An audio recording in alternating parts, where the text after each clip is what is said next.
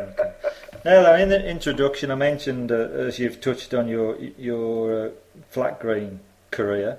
How did you get involved in that, Noel, to start with?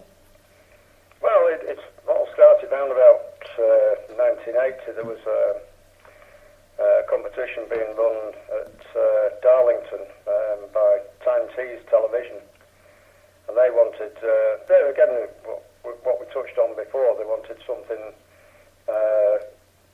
wanted to have some different innovation, and they wanted different types of bowlers involved in it. So besides the four home countries flat green indoor champions, they also had the Federation Bowls champion. There were two ladies champions.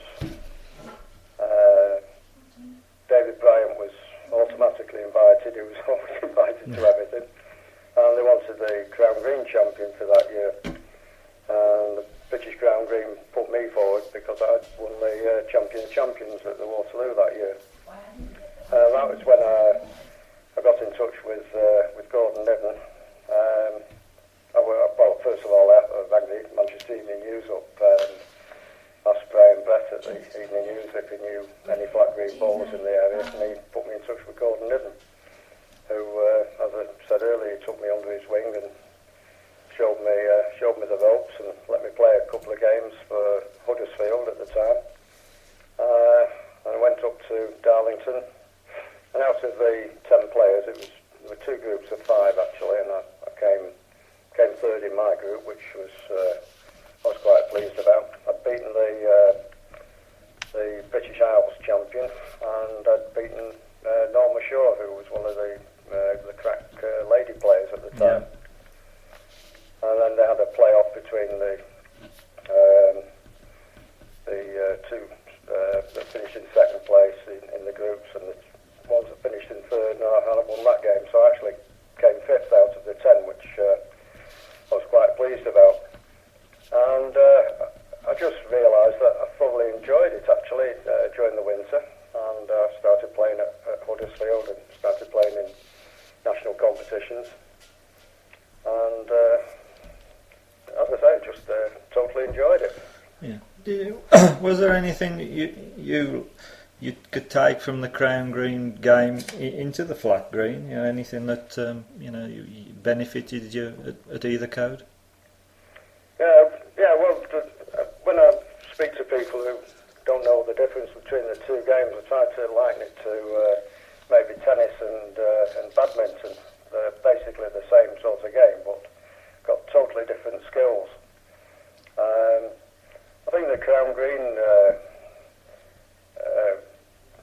way is to probably play a bit quicker than flat green players normally play, and also picking the length up, length of the jack, possibly pick that up, because we're used to playing over 50, 60 or even more yards sometimes, and we have to adjust. Whereas I played games in flat green where we've maybe been playing long jacks and suddenly shorten it, and the flat green player has not adjusted quite as quickly as me. You didn't play with the same bowl in the flat green. Absolutely not. Obviously, your greatest achievement was in '85 when you won the Super Bowl, and you really won it, it's fair to say, against all the odds, Noel, against all the top flat green players. Can you just explain a little bit how the format was? There was so many Crown Green players were invited, weren't there? Yeah, there was. I think there were 16 flat green and 16 Crown Green players invited. I think there were usually 2 or 3 ladies from each code as well involved. Margaret Johnson was one of the better ones that played in it. She actually got to the final one year. Yes, I recall that. In fact, that was an amazing final. She played David Corkill, and it finished 3 sets to 2 for him, and each set was 7-6. Yeah. Every single set was 7-6, so that was some game actually. Yeah. And of course, I think that was the year after I won it, because we got my wife and I and David Bryant and his wife got invited to have a dinner overlooking the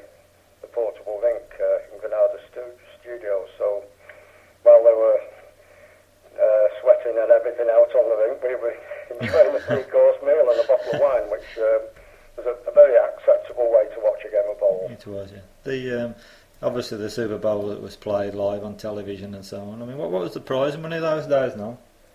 Well, the year I won it, it was £10,000 first prize. First It was only 3,000 second prize. Yeah. And I couldn't believe before the final that David Bryant, who'd won the first one the year before, actually came to me. And this just shows you what an absolute perfect gentleman he was. I mean, he must have expected to win. Yeah. And he actually came to me and said he thinks it's rather a big drop from first to second prize. How about the winner gives the loser £3,000 and we play for the honour of winning it. Yeah. And I thought, that sounds a good deal. Until I won it, then I wasn't so sure. But, I mean, David Bryant was an absolute perfect gentleman. Even the last end, where it was pretty close on the measure, I thought I might just have it. And he looked from one side, went round and had a look at the other.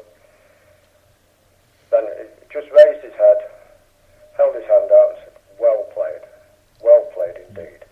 And I thought, that's, from somebody who's won Commonwealth Games medals and you name it, it's just his attitude, perfect gentleman, nicest man you could wish to meet anyway.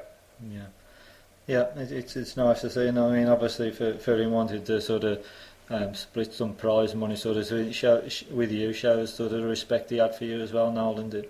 Well, possibly, yeah, but I just thought, I don't think it was necessarily done for that reason. It's just him being the perfect sportsman. Yeah. Thinking that one person's going to win £7,000 more than another one, and that we should share it. And I think that was the reason behind it, just his sporting attitude. Yeah.